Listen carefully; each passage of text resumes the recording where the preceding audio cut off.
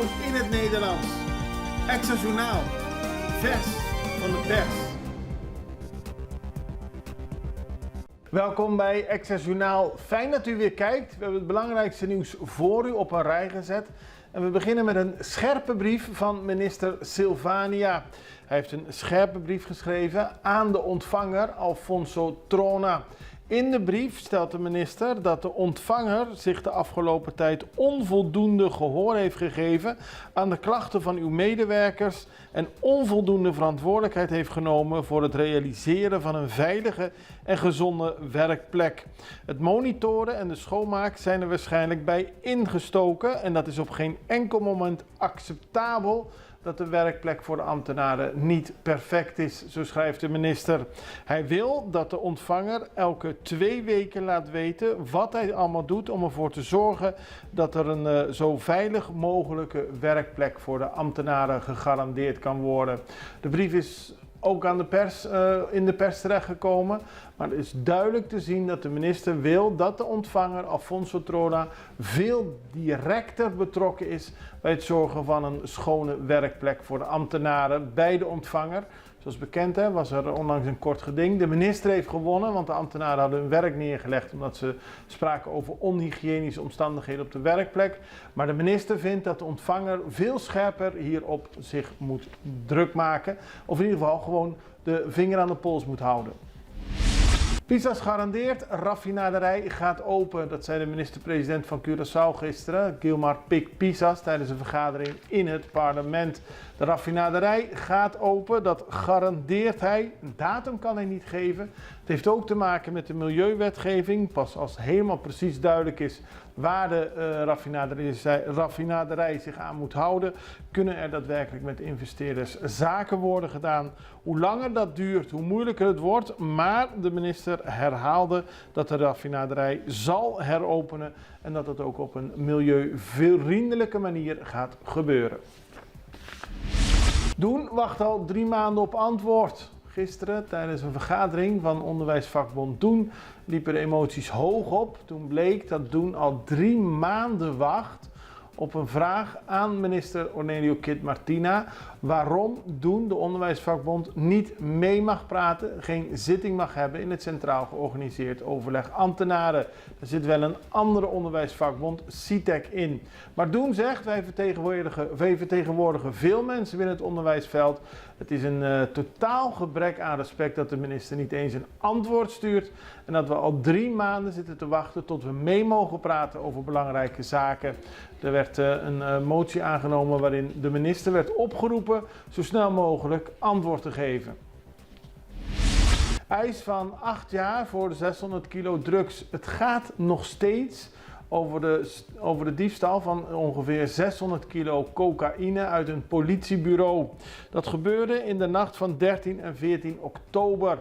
Er was eerst oud-agent Mariano als een van de schuldigen voor de rechter gebracht. Hij werd in eerste aanleg vrijgesproken voor deze zaak, maar wel veroordeeld tot 6 jaar voor het transport van 340 kilo cocaïne in 2019. Maar het gaat het Openbaar Ministerie over het diefstal uit het politiebureau. En daarom is er nu een hoger beroep opnieuw 8 jaar tegen Mariano, de oud-politieagent, geëist, omdat volgens het Openbaar Ministerie hij degene is die verantwoordelijk is voor de diefstal.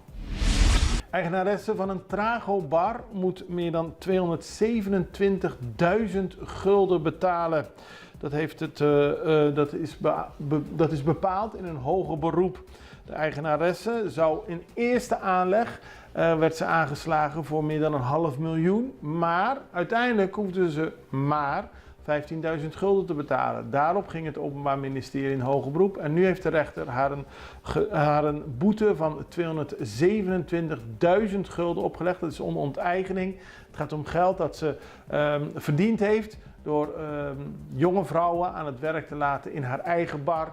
Die vrouwen die zaten als mannen aan tafels en hebben ook tegen betaling seks gehad met de mannen. Daar is veel geld in rondgegaan, veel verdiend en niks is naar de staat gegaan.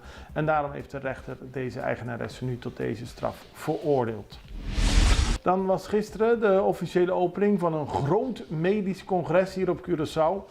Als u vaker naar Access Journaal kijkt, dan heeft u misschien het interview met Bob Pinedo gezien. De bekende oncoloog gaf eerder al aan dat het congres, dat van 23 tot en met 25 februari in het World Trade Center wordt gehouden, belangrijk is voor de gezondheid op Curaçao. In het Caribisch gebied. Het gaat om het lifestyle medicine in Latin America en de Caribbean, waarbij vooral de nadruk ligt op preventie van veel voorkomende ziekten.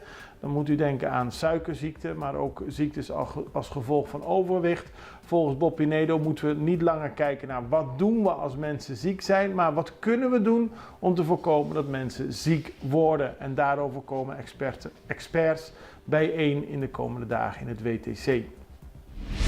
Dan is er een nieuw bestuur en voorzitter van de Kamer van Koophandel. Dat was al eerder bekend, maar gisteren werd daadwerkelijk het nieuwe bestuur gepresenteerd. De nieuwe voorzitter van de Kamer van Koophandel is Raoul Beer en hij leidde gisteren een grote bijeenkomst in het Renaissance. Hij zei daarbij dat het kompas van de Kamer van Koophandel meer gericht moet zijn op duurzaamheid. Het Antilliaans Dagblad citeert hem met de volgende quote: "Het gaat niet alleen om groei omwille van groei, maar om die groei die onze gemeenschap verrijkt, ons milieu behoudt en onze cultuur versterkt. En daarom moeten we het ecosysteem waar we deel van uitmaken begrijpen en leren hoe we deze verbindingen voor ons kunnen laten werken, niet tegen ons."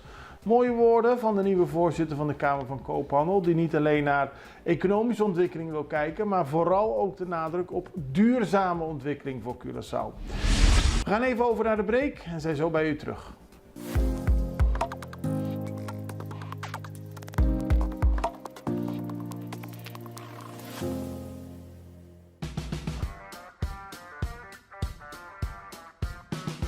Bom menina Heavy Max Concrete. Na año 2009, familia Vieira alante companhia bonita aqui. E tempo aí, nós começamos com 4 trucks de mixer, pump truck, então planta fácil. Wat nós awe. Awe, nós temos 4 trucks de beton, 5 pump truck, planta de beton novo, puta ready mix batch plant, com capacidade de no menos 120 cubos por hora.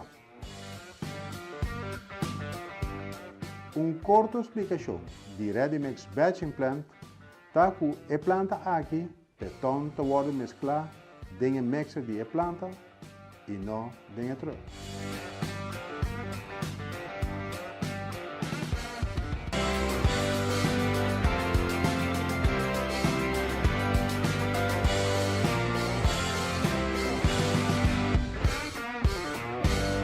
En dan gaan we naar Bonaire, want daar staat weer iets moois op het programma. We hebben beelden van een persconferentie die Michael Janka heeft gehouden. Hij is de voorzitter van de Fundación Música Original Criollo. En het ging natuurlijk over het Canto Criollo, het festival dat er weer aan gaat komen. Dat een groot succes op Bonaire is. Zoals u weet, op Curaçao zijn er ook steeds meer mensen die zich inschrijven voor het CU-festival dat we hier hebben, Canto do Mayo. In Bonaire is er ook heel veel aandacht voor het festival Canto Criollo. En daarom is nu bekendgemaakt dat de inschrijvingen tot en met 24 maart kunnen worden gedaan. Op de dag zelf kan dat ook nog plaatsvinden. En er is veel interesse voor, zo zei Michael Janka, ook vanuit het buitenland. Dus ook mensen die niet op Bonaire wonen, maar wel speciaal terug willen komen om mee te doen aan dit festival. Daar is veel belangstelling voor, dus het moet duidelijk zijn tot wanneer mensen zich kunnen inschrijven. Als die inschrijvingen achter de rug zijn, dan houden we u op de hoogte van de voortgang van het festival. Maar volgens Michael Janka belooft het weer een groot succes te worden op Bonaire. Bon.